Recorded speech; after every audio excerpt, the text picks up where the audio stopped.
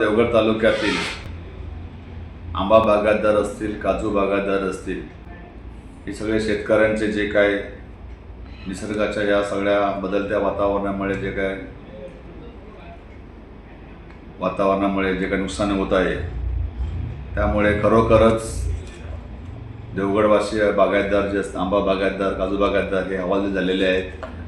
ही 100% सत्य परिस्थिती आहे. आपण पाहिलं तर पुऱ्या महाराष्ट्रामध्ये द्राक्षाचं जेव्हा नुकसान होतं, कांद्याचं नुकसान होतं किंवा डाळिंबाचं नुकसान होतं, त्यावेळेला तिथले सगळे स्थानिक शेतकरी एकजूट होऊन विरोधामध्ये, सरकारच्या विरोधामध्ये जेव्हा नुकसान भरपाईची मागणी करतात, त्यावेळी त्यांचा विषय गांभीर्याने घेतला जातो, त्यांना न्याय मिळवला जातो. प्रथमच कोकणामध्ये शेतकरी, आंबा बागायतदार, काजू बागायतदार यांनी हा उठाव केलेला आहे आणि त्या उठावाचा मागचं सत्य आज शेतकऱ्यांना त्याची गळीत झळ पोचलेली आहे. शासन दरबारी जेव्हा विधान परिषदेमध्ये किंवा विधानसभेमध्ये मागणी करते वेळी कोकणातल्या काही ठराविक स्थानिक आमदारांनी हा शेतकऱ्यांचा विषय गांभीर्याने लावून धरला आणि इथले स्थानिक शेतकरी जागृत झाले. त्यांनी आपल्या स्तरावरती सगळ्या शेतकऱ्यांना एकत्रित करून जो उठाव केलेला आहे, तो आणि तो जो काय उठाव केलेला आणि जी मागणी केली, शासनाकडे मागणी केलेली आहे, ती 100% योग्य आहे. आणि सर्व शेतकऱ्यांनी रस्त्यावरती उतरून आपल्याला जोपर्यंत न्याय मिळत नाही तोपर्यंत हा लढा दिला पाहिजे. या मताशी आम्ही 100% सहमत आहोत आणि या लढ्यामध्ये शिवसेनाची भूमिका जी आहे ती आंबा बागायतदार, काजू बागायतदार यांच्या बाजूने आहे.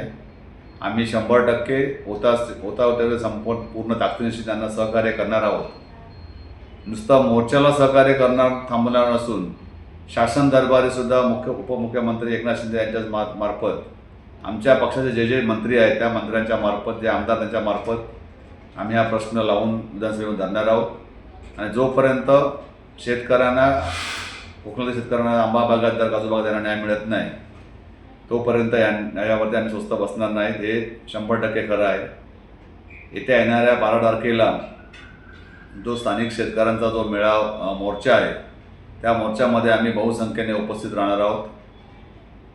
जसा वरती घाटमाथ्यावरती डाळिंबाला, द्राक्षाला जसा हमीभाव मिळतो किंवा ऊसाला हमीभाव मिळतो, त्याच प्रकारे कोकणातील शेतकऱ्यांना जे आंबा बागायतदार असतील, काजू बागायतदार असतील, भात पीक असेल, या सर्वांना सुद्धा हमीभाव शासनाने द्यावा ही आमची मागणी राहील.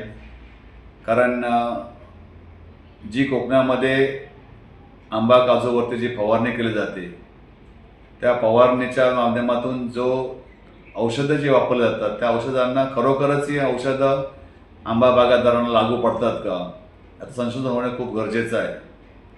कालच मला वाटतं एकंदरीत सगळी माहिती घेतल्यानंतर मला असं समाधान आलं की कृषी खात्याने संपूर्ण तालुक्याचा अहवाल जिल्हाधिकाऱ्यांच्या मार्फत शासनाकडे पाठवलेला आहे. त्याच्यामध्ये त्यांनी 90 ते 95% नुकसान झाल्याचं निदर्शन आणून दिलेलं आहे शासनाच्या. आता खरं तर ही संपूर्ण जबाबदारी आता आमच्या सत्ताधाऱ्यांची आहे आणि त्यात मेन भूमिका ही पालकमंत्र्यांची असणार आहे. पालकमंत्र्यांनी जो शासनामार्फत गेलेला जो अहवाल आहे, तो कृषी खात्याने मार्फत जो अहवाल गेलेला आहे, त्या अहवालावरतीच सरकार दरबारी चर्चा करून मुख्यमंत्री महोदयांच्या निदर्शनास आणून या शेतकऱ्यांना लाभ मिळवून द्यावा आणि देतील अशी आमची अपेक्षा आहे. जो अहवाल केलेला आहे त्या अहवालाच्या मार्फत त्याची नुकसान भरपाई जरी आंबा बागायतदार, काजू बागायतदारांना मिळाली तरी खूप काही जिंकल्यासारखं होईल. आणि हा असा प्रसंग कोकणामध्ये शेतकऱ्यामध्ये यापूर्वी होता, पण एवढा एकंदरीत आणि या असाबाबत एकजुटीने शेतकरी कधी या लढ्यापर्यंत आले नव्हते. पण प्रथमच यावर्षी खरोखरच गंभीर परिस्थिती असल्या कारणाने शेतकऱ्यांना या रस्त्यावर उतरणं भाग पडलेलं आहे. आम्ही जी एकंदरीत माहिती घेतली त्या माहितीप्रमाणे कृषी खात्याने जे काय सर्वे केले ते शहरी भागामध्ये किंवा ठराविक भागामध्येच केलेले आहेत. अजून असे बरेच आंबा बागायतदार आहेत, काजू बागायतदार आहेत, ग्रामीण भागापर्यंत, ग्रासरूटपर्यंत गेले की नाही गेले ही शंका आमच्या मनामध्ये आहे. पण ज्यावेळी कोणी शासनादरबारी जेव्हा त्याच्यावर निर्णय होईल आणि जेव्हा शेतकऱ्यांना जेव्हा त्याचा फुलण्या फुलाची पक्षीचा लाभ मिळेल त्यावेळेला किती लोकांचा सर्वे झाला आणि किती लोकांना नाही मिळालं हे खरं उघड होईल. याबाबत खरं तर सत्ताधाऱ्यांनी आणि सगळ्यांनी पाठपुरावा करणं गरजेचं आहे. दुसरी गोष्ट, मी एकंदरीत जी माहिती घेतली, मागील टायमाला जो आंबा बागायतदारांना किंवा असं नुकसान भरपाई किंवा पीक विमा जो काही मिळाला, त्या पीक विमाची एकंदरीत माहिती घेतली असता आपल्या तालुक्यामध्ये जी यंत्रणा बसवलेली आहे ती माझ्या माहितीप्रमाणे यंत्रणा तहसील कार्यालय इथे एक याची एक हवामान खात्याचे म्हणजे ऑटोमॅटिक वेदर स्टेशन AWS. दुसरं जे केंद्र आहे ते पडेल आंबा संशोधन केंद्र रामेश्वर येथे एक आहे. तिसरं बापडे चिंचवाड येथे एक आहे. चौथं पाडगाव तलाठी कार्यालय येथे आहे. पाचवं शिरगाव तळे बाजार तलाठी कार्यालय येथे आहे. आणि 6वं मिडबाव प्राथमिक आरोग्य केंद्र येथे आहे. आणि एकूण जी केंद्र बसवली आहेत, हवामान केंद्र बसवली आहे ती एकूण 8 आहेत. पण तळवडेमध्ये जे आहे, तळवडे आणि फणसगाव इथे बसवलेलीच नाही आहे. मग तिथल्या शेतकऱ्यांना त्याच्यावरती पीक विम्यामध्ये ती कार्यरत नाही. 2 केंद्र आहेत ती तात्काळ कार्यरत होणं गरजेचं आहे. दुसरं, ही जी यंत्रणा आहेत या यंत्रणामध्ये जो मागील वर्षी जो पीक विम्याचा जो विमा मिळाला त्यात पडेलच्या सर्कलला काहीच पीक विमा मिळालेला नाही. तिकडे बापडा विभागाला जे पैसे मिळाले ते जवळजवळ 70 ते 80 हजार प्रमाणे हेक्टरी प्रमाणे मिळाले. देवगडमध्ये काहीतरी 20 का 25 हजार प्रमाणे मिळाले. असे जे काही हेच आहेत, तालुका तर एकच आहे, तालुक्यात येणारं वातावरण हवामान सगळं एकत्र आहे. पण ही जे केंद्राप्रमाणे जे काही डाटा जमा केला जातो तो डाटा शासनापर्यंत परिपूर्ण पोहोचतो की नुकसान भरपाई जी कमी जास्त जे मिळते, हा जो भेदभाव आहे तो भेदभाव पुढे दूर होणं खूप गरजेचं आहे. याबाबतही माझा अभ्यास चालू आहे. याबाबत मी संबंधित सर्व जे अधिकाऱ्यांचे मी संपर्क नंबर घेतलेला आहे. उद्यापासून मी याच्याशी इत्थंभूत संपूर्ण माहिती घेणार आहे आणि प्रत्यक्षरित्या त्या केंद्रामध्ये जाऊन ती जी बसवलेली केंद्र आहेत ती चालू आहेत की बंद आहेत याची शहानिशा पण मी करणार आहे. कालच वृत्तपत्रांच्या माध्यमातून माहिती मिळाली की आंबा बागायतदार, काजू बागायतदार यांना कायमस्वरूपी पर्याय काढण्याकरता बारामती येथील काहीतरी ADT संस्थेमार्फत सर्वेक्षण करण्याकरता आणि अभ्यास करण्याकरता जिल्हा नियोजनामधून 4.5 कोटी निधी त्यांना देण्यात येणार आहे.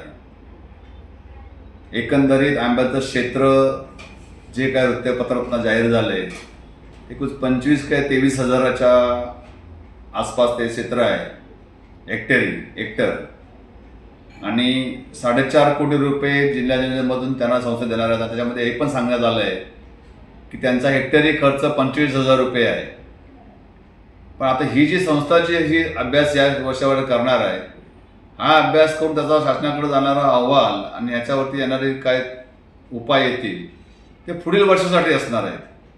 पण आंबा बागायतदार, काजू बागायतदारांना ह्या वर्षी काय मिळणार आहे, त्यांना आत्ता सध्या त्यांना त्याची गरज आहे. कारण आज आंबा बागायतदार, काजू बागायतदार यांनी जे फवारणी करताना जे औषधं वापरले आहेत ते औषधांची आज लाखो रुपयांची लोकांची बिलं आहेत. त्यावर शासनामार्फत काहीतरी निर्णय होऊन त्यांना मदत मिळणं खूप गरजेचं आहे. या संस्थेला 4.5 कोटी रुपये देऊन शेतकऱ्यांचा काय लाभ होणार नाही आहे आणि ह्या सगळ्या प्रक्रियेला कमीत कमी अजून 2 वर्ष जातील. 2 वर्षानंतर तर मग त्यांच्याप्रमाणे मागण्याकरता शेतकरी प्रयोग करतील आणि 3ऱ्या वर्षी त्यांना त्याचा लाभ मिळेल. तोपर्यंत शेतकऱ्यांना आत्महत्या करण्याची वेळ येऊ नये त्याबाबत शासनाने गांभीर्याने विचार करणं गरजेचं आहे. संशोधन होणं खूप गरजेचं आहे. संशोधनामार्फत आधुनिक टेक्निक शेतीप्रमाणे होणंही गरजेचं आहे. पण ह्या वर्षी जे नुकसान झालं आहे त्या नुकसानावरती तडजोड होऊन न्याय मिळणं खूप गरजेचं आहे. तात्काळ शेतकऱ्यांना काहीतरी मोबदला मिळाला पाहिजे आणि त्यांना मदत मिळायला शासनाकडून मिळायला पाहिजे. जशी तोक्तेवादानंतर मच्छीमार लोकांना जशी मदत मिळाली, इतर ठिकाणी जशी तात्काळ मदत आपत्ती वगैरे मिळाली, तशी आंबा बागायतदार, काजू बागायतदारांना तात्काळ काहीतरी हेक्टरी मदत ही मिळाली पाहिजे. याबाबत शासनाबरोबर गंभीररित्या विचार करून शेतकऱ्यांना न्याय मिळावा ही आमची अपेक्षा आहे आणि याबाबत आम्ही पाठपुरावा करणार आहोत. समर्थ न्यूज चॅनल यूट्यूबवर सबस्क्राईब करा व बेल आयकॉनवर क्लिक करा आणि रहा अपडेट.